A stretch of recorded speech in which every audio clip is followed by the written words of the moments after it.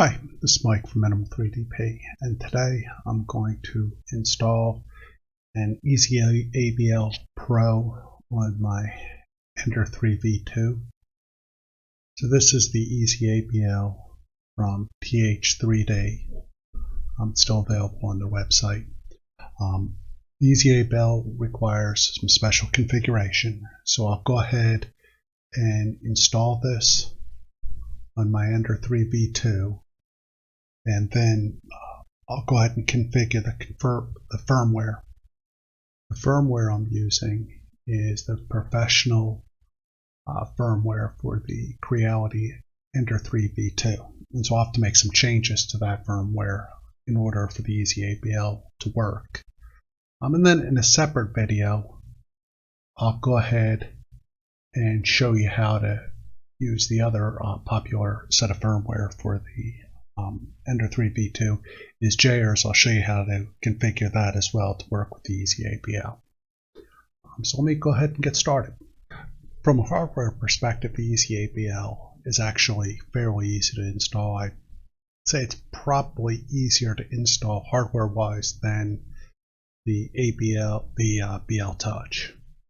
The only step I really need to take for the physical install, besides mounting it, is I need to go ahead and remove the ZN stop. So I'm just going to go ahead and gently unplug the ZN stop. I'm unplugging that, and I'm actually going to use this plug for the EZABL, and so I'm just going to go ahead and take off the end stop. So I'm not going to throw this piece away because I may find a use for it later on. So I'm just going to go ahead and put this aside in with my rest of my parts. So now the only thing I need to do now is just mount the EZABL here and then go ahead and plug this in. So let me go ahead and do that step. So the ZN stop in the control box for the EZABL is going to plug in right here. And I've put on some T-bolts through the control case. I'm just going to mount this to this linear rail. Not to the linear rail, to the extrusion here. And let's go ahead and loosen it. I'm going to need to move it closer to the X. There we go.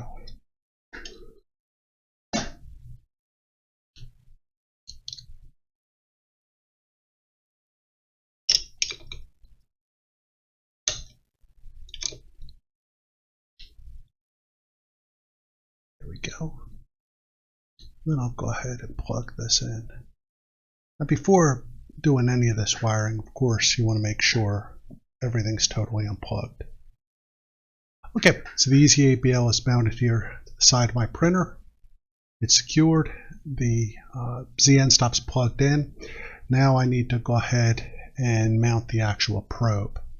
Now in my case, I'm using the blockhead mount, and I just went ahead and printed out the mounting bracket to go in the side here. So I'm going to go ahead and work on that, and I'll show you what that looks like. Following the directions on the EZABL Pro's website, I can see that the Pro, which is the 18mm sensor, needs to be 2 millimeters higher than the nozzle. So right now what I've done is I've gone ahead and lowered the nozzle so it's touching the bed. I have all the connections loosened, and then I have this piece here that I printed for something else that I know is 2 millimeters. So I'm just going to set that right here, and I'm going to go ahead and tighten everything.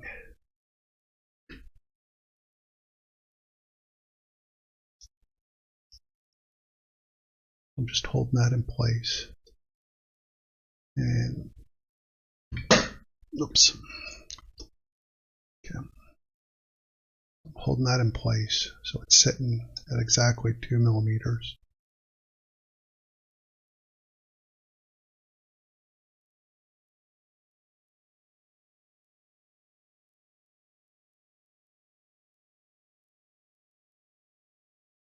Now I'm also making sure this screw here, which I need for adjustments, I'm making sure that's facing out so I can see it. So when I do need to adjust, I can go ahead and play with that.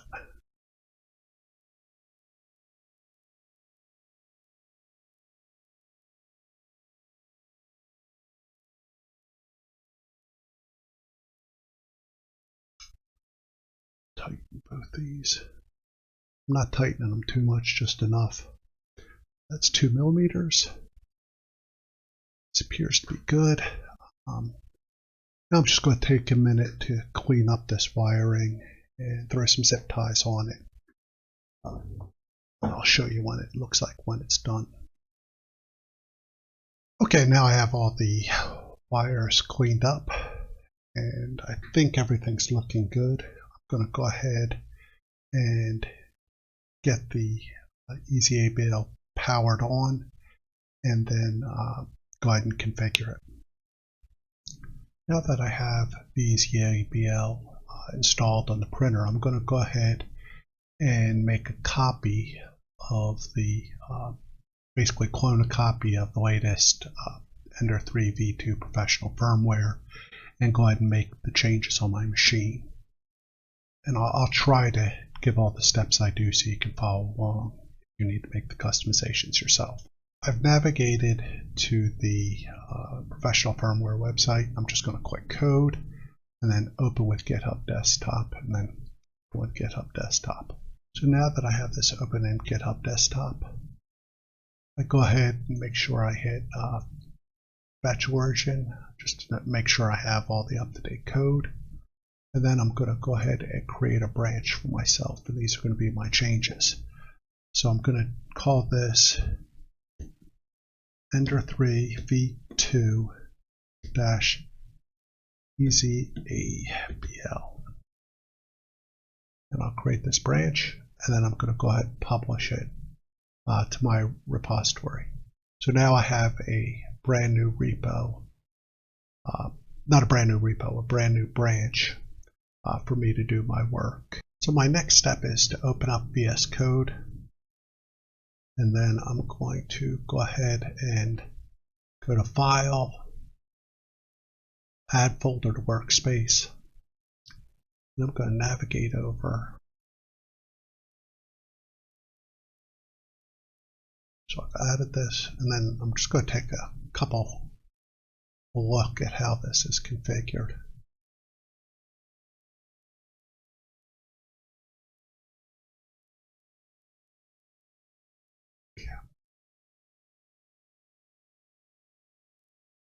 And this isn't using the correct board. We'll have to go through and make some changes here and get the correct board. To make sure my configuration is correctly, I'm going to open up Explorer and then go over to my code folder.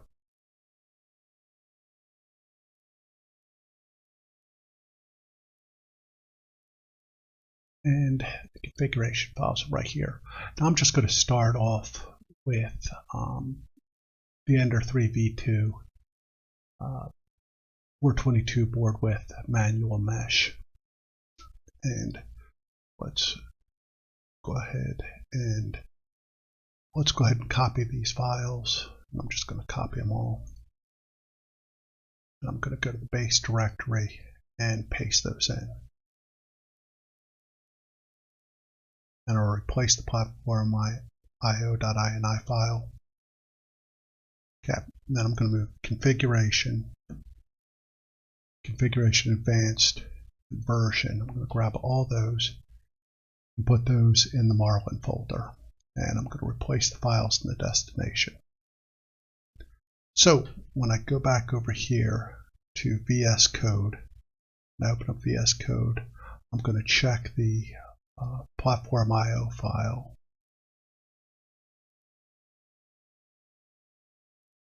And that's using the correct board. And let me just check configuration.h. And that's used the correct board as well.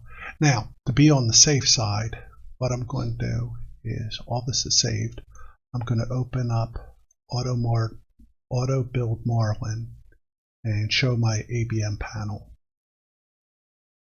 Then I'm going to go ahead and run a build on this code because I want to make sure that this actually compiles before I start making any changes.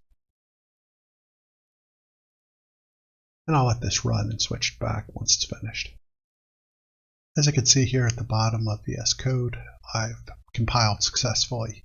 So now I have a clean set of the professional firmware that I know works. And I'm going to go ahead and follow the directions on TH3D's website to configure Marlin to use the ABL. Okay, as you can see, I have both VS Code and my browser open, and so I'm just going to go ahead and start making these changes. So I have configuration.h open, and let's start with this change right here. Default max feed rate needs to be set to 15, so I'm going to copy that, go over here and run a find. Max feed rate is set to 25, and let me go ahead and change that back to 15. Okay. Now I'm not going to bother with this one because I don't know how accurate things are right now. I'm not going to bother with the ZPro feed rate, and I'm just going to go down this web page and go ahead and make all these changes. Rather than have you follow along with me, I'll just go ahead and make the changes off camera, and I'll put a link to the site I'm using in the video description. Also, I'll turn the video back on if I find anything that needs to be changed or different than these instructions. Here's a small change that needs to be made. Right now, since I use the probe manually options, I need to go ahead and turn this one off. So I want to turn off deactivate define probe manually, and I want to activate fixed mount probe. That's good. And let me go back to following down the list here.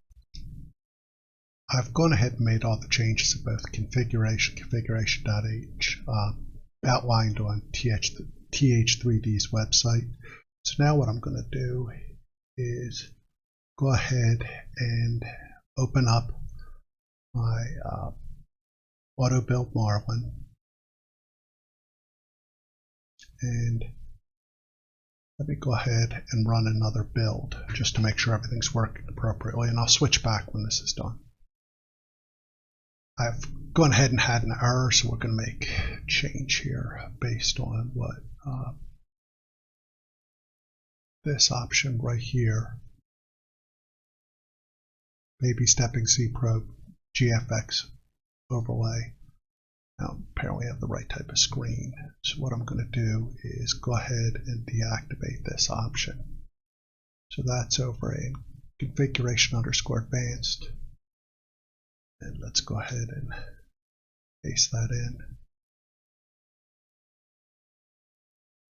That's right here, it's already on screen, so let's comment that out and save it. Run it clean, and then run build again, and I'll just let that run through. Okay, I now have a clean build of Marlin, and I can go ahead and flash this, but I want to make some other changes here while I have the firmware open.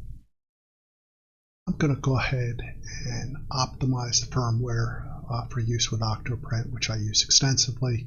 So I'm going to go ahead and I use this website, this forum post that has various configurations recommended for Octoprint.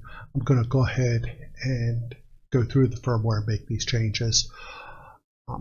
I've done a previous video on this if you want more details. I'm just going to make these changes off camera and then switch back when I go to compile. I've gone ahead and made my changes to optimize for Octoprint, and let me go ahead and compile. The compile was successful. Before I flash the firmware, I'm going to go ahead and update the icons on the screen, so everything should just be good to go. So I've taken the screen off my Ender 3v2.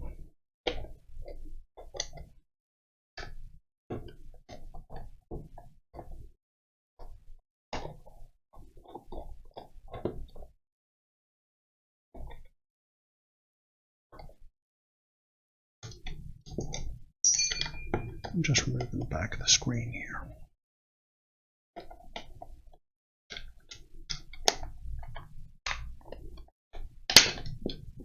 Okay, and all I need to do is take the SD card, then I'm going to navigate over to my code folder. I've navigated to my code folder, and then what I need to do is go to Display Assets, and I want to use this compilation here. And what I should need to do is copy this dwin set to my SD card. So I'm going to copy that, go over to my SD card, I'm going to delete this old one here.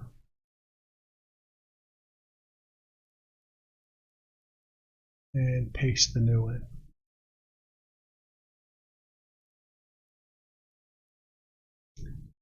So I'll check this.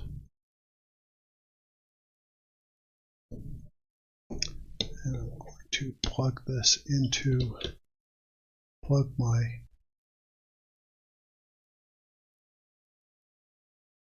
go ahead and plug the SD card into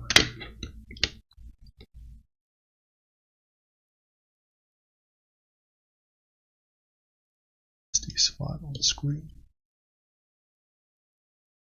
Okay, that's in. So I'm going to switch back over to the printer, plug this in, and let this update.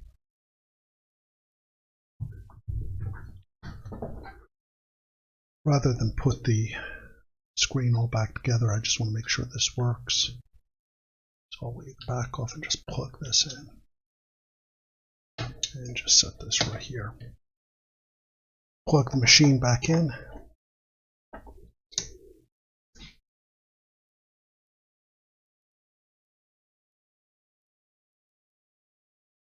This should turn orange when it's done.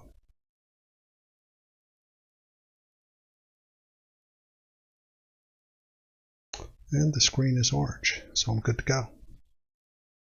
So I'm just going to turn this off. Unplug the screen again. And come back over here to my desk.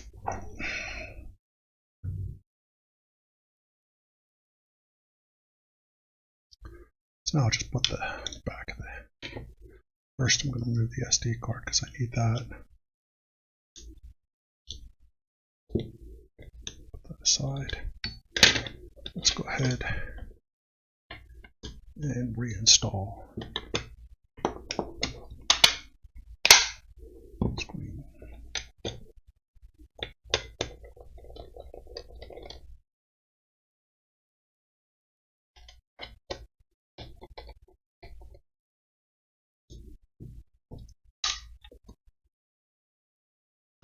And let me switch back over and I'll finish putting the screws in and then install it on the printer. Okay, so I have the firmware on the screen updated, so I'm going to go ahead. I need to make a quick change to the firmware before I flash. And I would just want to change this line here from Ender 3v2 422-mm for manual mesh to EZABL. That way when I look at the screen, I'll know that the change has been made and I flashed appropriately. So I've just made that change, and that was a real quick one. So I'll just go back over to my auto build Marlin. And I'm going to hit build. And I'll let that run and then show you the last steps. Okay, I compiled successfully, and so now I'm just going to copy the firmware over to my SD card. So I have firmware open in my Explorer. Just going to copy the bin file, go over to my SD card, delete the firmware there, and paste it in. I don't have to rename it or anything. And I'll check my SD card. So I'm focused over on my printer screen. I'm going to insert the SD card and go ahead and turn the printer on.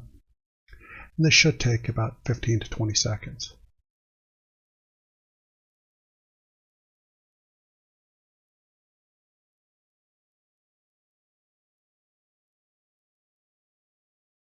And there we go. And if you notice at the top of the screen, you might not be able to say it, it says Ender 3V2 422-EZABL. So I've gone ahead and successfully installed my flavor of the firmware. Now I'm just going to go ahead and configure the EZABL for that to work. And so I'll have a couple more steps here. Following along with the instructions for setting up the EZABL and configuring it, I need to make sure that the ZN stop is being triggered and not triggered. Right now I have it moved up top of the bed and the light is green at the top, which means it's open. So what I'm going to do is issue the M119 command and verify that it is open. And I'm doing that by opening up the terminal in Octoprint and just typing in 119. And I'll hit send. And right now you'll see right here Zmin is open. So that is correct. I'm going to type in 119 here again. And if you look at the sensor here, I'm moving my finger underneath of it. The light turns red. And need more than two hands. So I'm going to go ahead and send this. Now it's showing the Zmin is triggered here. So right here on the screen. So that's correct. So I'll just switch back over to the instructions and just keep on scrolling down. So we have that as correct. So now we need to calibrate it. So we'll go through these directions and I'll step you through it. First thing I need to do is the nozzle needs to be 2 millimeters above the bed. So what I've done is left the printer on and disabled the steppers on the menu, which is under the prepare menu. And I'm just going to move the nozzle down so it's touching my 2 millimeter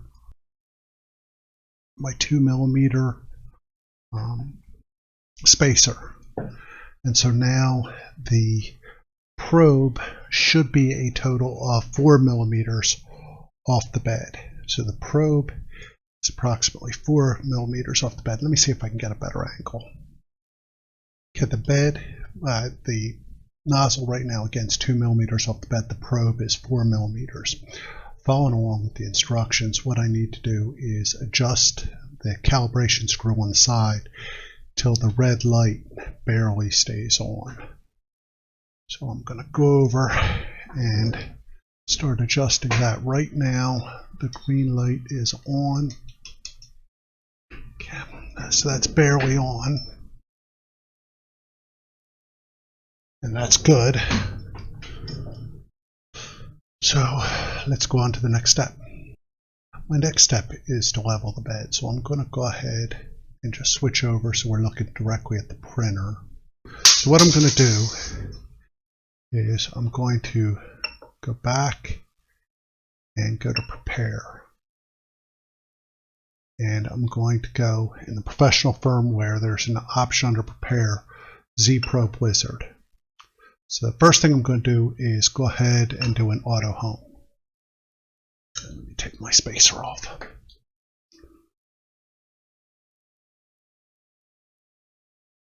So my Z probe appears to be working. So now I want to move Z to home. Okay. So now what I'm going to do is adjust the probe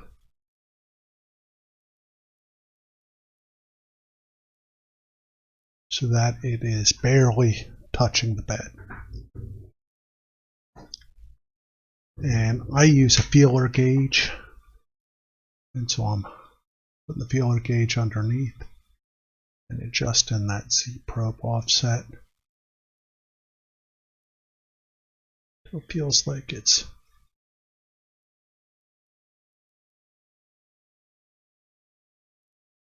barely grabbing the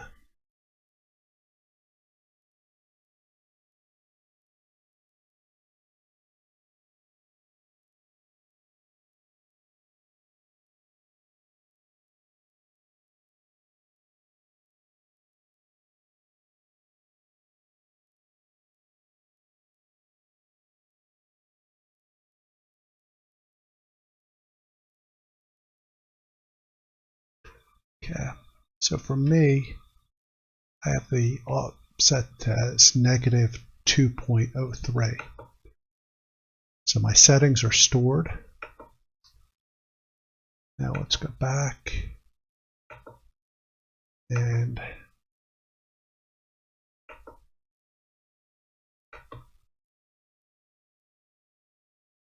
let's go back to prepare. I'm going to let it run a probe now of the bed, so it's building a mesh. We'll let that heat up and then make sure it actually runs that mesh, and I'll go back when it starts.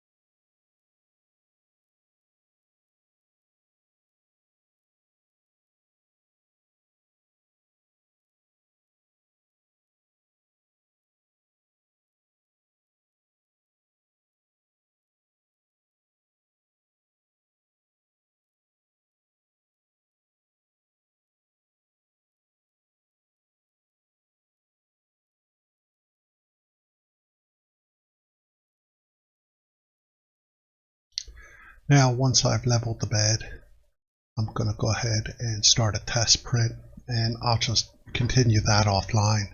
But all these steps allowed me to go ahead and get the probe working, so I now have this probe working with professional firmware. My next step in the next video, I'll cover configuring the JR's firmware to use the EZABL. And that way, depending on which firmware you use, you'll have something you can try on your printer. I appreciate your time today. This is Mike from Minimal 3DP, and I hope you have a good day. Talk to you soon. Bye.